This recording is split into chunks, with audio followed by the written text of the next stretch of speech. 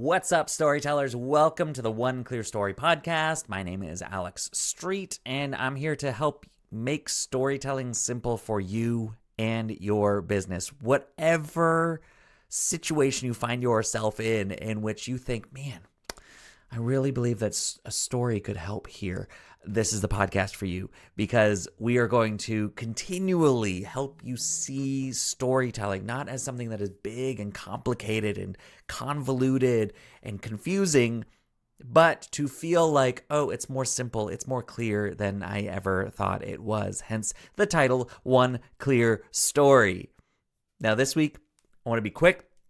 I want to share a story of transformation that I've witnessed with one of my Story Arc coaching clients, and then give you a few questions to think about when you are going up to speak. And these questions come directly from a masterclass that I'm teaching later this week called the Memorable Speaker Masterclass, which is attached to a mastermind that I host called the Magical Speaker Mastermind. We're starting the next round of that, round 3, in late March. Which is also runs along with a live event that I've had the privilege of hosting a couple of times now and will launch again, called the Make Speaking Magical Live event. In all of those, we are talking about you as a speaker, you as a communicator, not merely speaking on people that can't listen, that aren't listening to you, but to speak in a way that is remembered. That's ultimately what we want. When we talk about magical speaking, it's the same as saying memorable speaking, because it's truly magical. If you can change someone's mind, you can help them receive something that shifts the way that they think about something. I mean, that's magic. That is transformation. And so what I want to share with you today is one person that I saw truly transform. I saw magic happen, and she's continuing to see magic come out of that experience. And then I want to ask you some things to think about for you as a speaker that will help you show up in your next masterclass, webinar, networking event, panel conversation, or keynote. You could take this right to the stage right now to change the way that you focus on speaking and storytelling and make sure that it lands and sticks with your audience. Does that sound good? Let's have a good time with this. Okay, let me tell you about Amanda. Amanda came to me last year and said, holy crap, I am terrified of speaking. And I said, ooh, tell me more.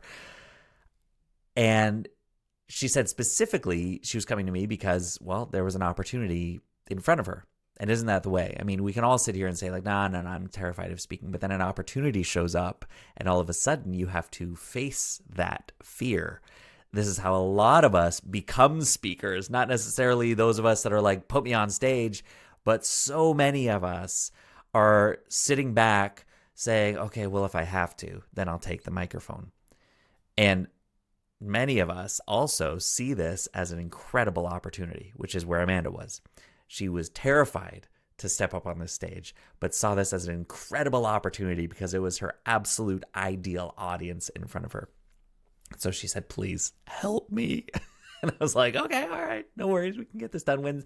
When's the talk? And she said, well, it's in 31 days. I was like, okay, let's get into it.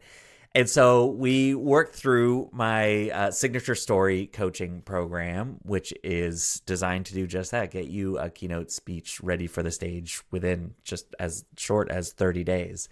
And we dove right in and we explored and got into, okay, what's your story? What do you want to say? How do you want to help people transform? What are you working on? And her industry, she's in the mortgage industry, and so helps realtors, work mortgages for their clients and all that work. I don't exactly understand it. I don't need to. All I need to know is that I can get you ready for the stage and you be the expert. And so that's what we did. She had some stuff that she definitely wanted to share with the audience, and some stats, some facts that she definitely wanted to show and show how she is really good at this and why they should work with her. Sound familiar, right? I mean, it's a basic pitch that you see at conferences all the time. People showing up and saying, this is why I'm good and this is why you should work with me, or this is what I do and so hire me. And we all go, yep, seen it before. Good, great. And she was like, I'm terrified to do this, but also I see it as a great opportunity and I want to stand out. Ultimately, the bottom line here is I want to draw business from this. I want people to hear this speech and say, holy crap, this person's different. I've got to work with her. So, tall task, right?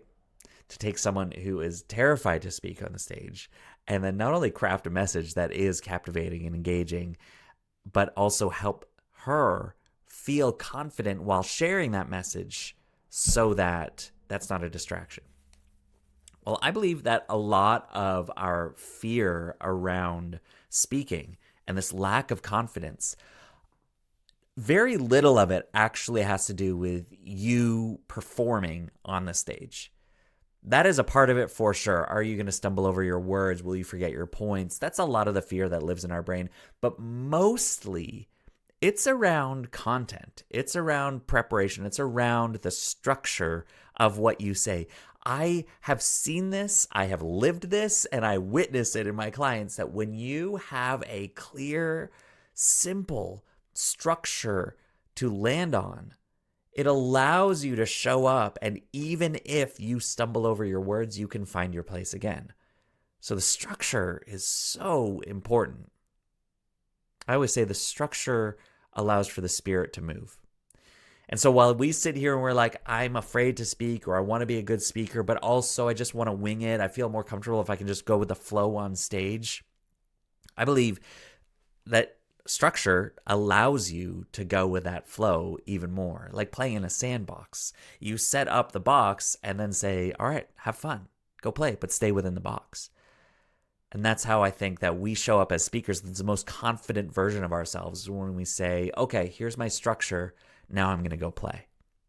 So here's Amanda going into this, and we prep and she gets ready and we present something, or we put something together, and then we're leading up to the moment, and it's the day before, and I'm like, okay, this looks good. It sounds good. It's right within the time. You've actually got extra time, which was great because that allows for Q&A and however you want to show up. Also, if you've got 30 minutes, a little speaker tip here. If you're given 30 minutes, make sure that your practice time comes in at about 25. Because there's always going to be something that changes in the moment. You're going to slow down. You're going to speed up. You're going to go on a tangent that was unexpected. Something's going to show up. So you want that extra 5 minutes. Don't practice your speech to a 29.5-minute speech when you've got 30 minutes on stage. It's going to go over then. Okay, coming back in. Amanda gets on stage that day. She sends me a text right afterwards saying, I effing killed it. And I was like, yeah, you did. We celebrate. We talk about that. She says she had people coming to her right afterwards saying, holy crap, I've never had a mortgage agent make me cry before from the stage. That was totally unlike any other speech that I've seen in a spot like this. I've got to work with you. We've got to connect more. That was 6 months ago. And Amanda called me the other day and said, I'm so busy. I mean, she had other stuff to say. That's why I was stunned there. I was like, why did she call me? Oh, yeah, we were talking about some other event that we're doing together. But she said, I've been meaning to reach out to you, but I've been so busy. Honestly, ever since that event. I mean, I doubled my business again since that event. And I have people, I was just talking to someone who referred to that event and that speech as we're talking about some new business that we're generating. 6 months later, people are coming to her still talking about that speech that she was terrified and completely out of her wits to deliver. Wasn't even sure if this would be a good, she knew this would be a good opportunity, wasn't sure that she would be able to deliver anything to make this opportunity worth it. And then there we were.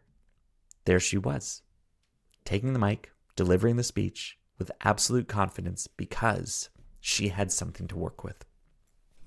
So how did we get there? How do we get to that point where you go from terrified to totally in control? You go from shaking to steady. You go from confusion to clarity. Obviously, there's a lot of ways to do that.